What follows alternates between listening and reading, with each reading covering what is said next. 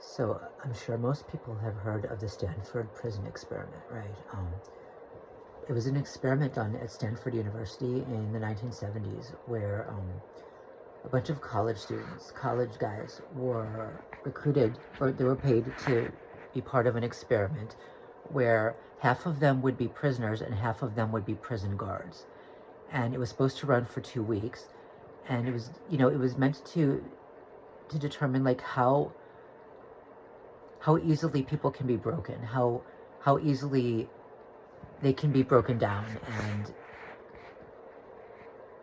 through objectification. And what happened was, it was also discovered how easily people can be turned into monsters when you give them power.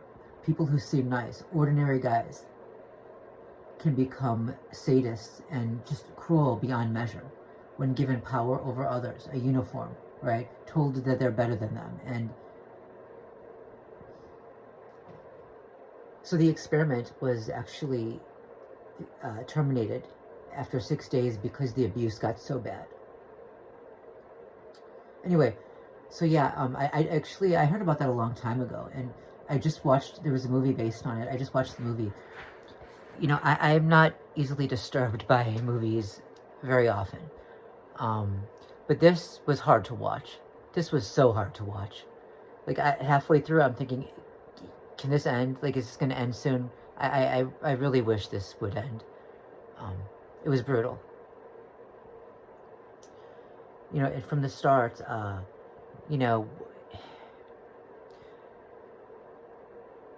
when the guys went in, the psychologist said that, he wanted to see what would happen, if, to break them and to, to take away their individuality and to feminize them. And that word has so much meaning here, to feminize them. He treated them like, well, he didn't, but he had the guards treat them like bitches. And starting with stripping them naked, right? There's that violation there. They're exposed, they're naked. And then giving them a long shirt to wear that went maybe down to their knees and nothing else, like no pants. And they call the shirts dresses, right? Part of that, like right from the start, is that, it's about subjugation, right? Because the guards are fully clothed. They have pants, they have full clothes on, right? They're not exposed. But the prisoners are half naked, right? They're exposed, right? And even though pants are just a thin layer of fabric, it doesn't matter. There's also a psychological benefit there. You're covered, right? You're covered.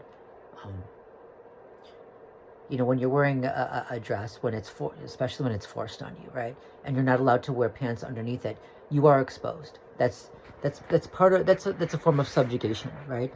It's a form of dehumanization. You're the slave, right? And it kind of goes back to the saying, who wears the pants, right? Well, the man wears the pants, right? It's dehumanization. It's dominance and submission. So right from the start, this is what they did to them. They put them in, quote unquote, a dress.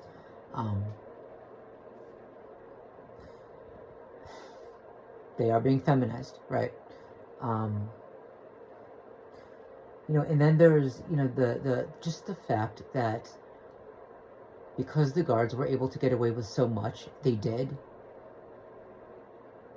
became sadistic, cruel to the point of sadism, right? And it's much like we see in society as a whole when people get power. There's a certain element, and it seems like that element could be anyone, right? Where they want dominance, they want power, and they want a fight. They want to conquer. It's, they're not content with just mindless submission. They want to force their targets to swing back, make it impossible not to. That way they can punish the targets for swinging back, right? And that's exactly what the guards did. Like the quote-unquote prisoners, right, were constantly being told that what was happening to them was their fault because they were fighting it. And yet, the guards made it impossible not to fight it because they were so over-the-top cruel and twisted. The prisoners were told that, if they would just comply, it would be easier. But compliance meant shutting up and taking abuse, verbal abuse, physical abuse, humiliation, degradation, and even in the end, sexual abuse. So it's kind of like you're going to be punished no matter what, right? If you comply, they're going to punish you. They're going to make it hurt. They're going to make it so bad you're not going to want to comply, and you're going to stop complying. But when you stop complying, they're going to punish you for not complying. And they're going to make it even worse. And they're going to do to you anyway what they were going to do to you anyway, right? So either way, they're going to do it. And if you comply, they'll tell you, well, hey, you complied. And if you don't comply, they'll tell you, well, they did it to you because you didn't comply. If you would have just complied, they would have done it anyway.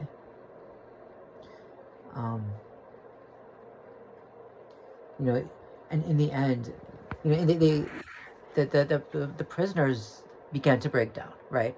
Even though they knew it was just an experiment, they began to break down, just to the point of hysteria. And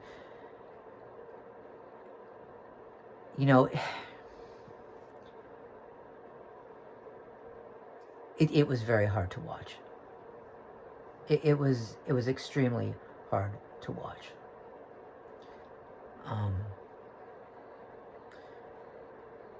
You know, in the end, one of the guys whose role was a guard, he said that he was shocked that he didn't think that it was very harmful. It was degrading, but not harmful. So he was still in denial even after the experiment ended, when they were finally able to talk just as peers, right? But he said that he was shocked that so many went along with it. That he acknowledged he was degrading them and being cruel, and he was shocked that they just went along with it. And he kind of used that as an excuse to justify what he did. But in reality, they didn't go along with it. There were plenty of times where they stopped going along with it. They fought back, and they were punished for it. So even when the experiment was over, he wasn't fully honest with himself even.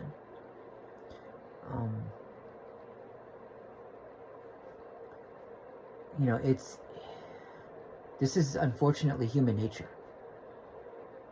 And this experiment really showed what I think, I'm afraid to say, the majority of people can become if they're given power over others, told that they're better than others, and given free rein to abuse.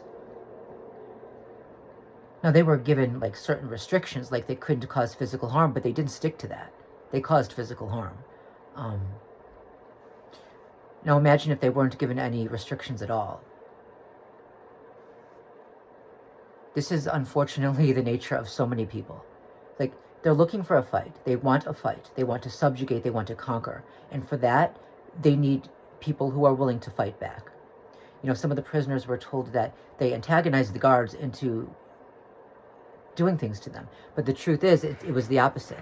It was the guards who were antagonizing the prisoners with such cruelty and such twisted demands that they forced the prisoners to fight back. They drove them to start lashing back, right? And then punished them for that, of course. You know, and this is how people are. There are so many whose instinct is to just fight, and because they want that conquest. But in order to have conquest, there have to be people who haven't been conquered, right? There have to be people fighting back. In fact, even one of the guards in here, you know, in the movie, you know, he told one of the prisoners that he was irritated by the fact that this particular prisoner was so obedient. And then he tried to force him to do something he didn't want to do. And then he punished him because he wouldn't, by punishing other prisoners for it, until he finally got him to do it. Right? So no matter what you do, whether you submit or not, they're going to punish you. And they want you to fight back. Like, they want you to swing back because they need to conquer you, and then punish you for that. And then, you know, there has to be something that you don't want to do, that's painful to you, that they can then force you to do. Okay? And that's why, whether you fight back or not, it's going to be bad, and they're going to make you suffer. Right? You do what they want, you comply with abuse, right? Including sexual abuse. It's going to be horrible. You don't do what they want, they're going to abuse you that way anyway, and also punish you for not doing what they wanted, when in reality they wanted that fight back, just so they had to fight, just so they could have some conquest. That's the mindset of, unfortunately, all too many people in real life. okay? Whether it's, I'm not going to say it, but when it comes to the gang stalkers, what we call gang stalkers, right? Or when it comes to, the PSYOP team, and when it comes to the federal agents running around now in their military gear, stomping on easy targets. Okay, they're all working for the same psychopaths at the top. Okay, and they're not looking for peace. They say just comply, but when you comply, they torture you, they rape you, they beat you, they kidnap, they steal your shit, right? They make it so you can't comply, so you have to fight back. And then when you fight back, they make it even worse and blame you for fighting back when they wanted you to fight back. They pushed you to fight back, right? This is the game they're playing. This is the twisted, sick fucking game they're playing. And this is happening in reality. And that's why I think so many people should watch this movie, okay? It's the Stanford prison experiment. It's based on real life events that happened in the 1970s. It's hard to watch, but I suggest everybody watch it, whether you're a victim of what we call gang stalking, right? Whether you're being targeted by the raids now, the federal raids now. You need to understand the mindset of the people who are taking these jobs, right? Who are gearing up and taking these jobs. Because this movie very accurately depicts their mindset. And of course, those of us who have been targeted for so long, we know that these experiments have not ended. That one in particular did, but this has been going on for decades now. And as much as the targets have been experimented on, it's not just about us. It's also about the people who choose to take these jobs to hurt other people. They're also being watched. They're also being studied. Anyway, guys, whether you're a target, whether you've taken these jobs before, whether you're a federal agent now, or whether you're being targeted by federal agents, watch the movie, The Stanford Prison Experiment. Okay, bye.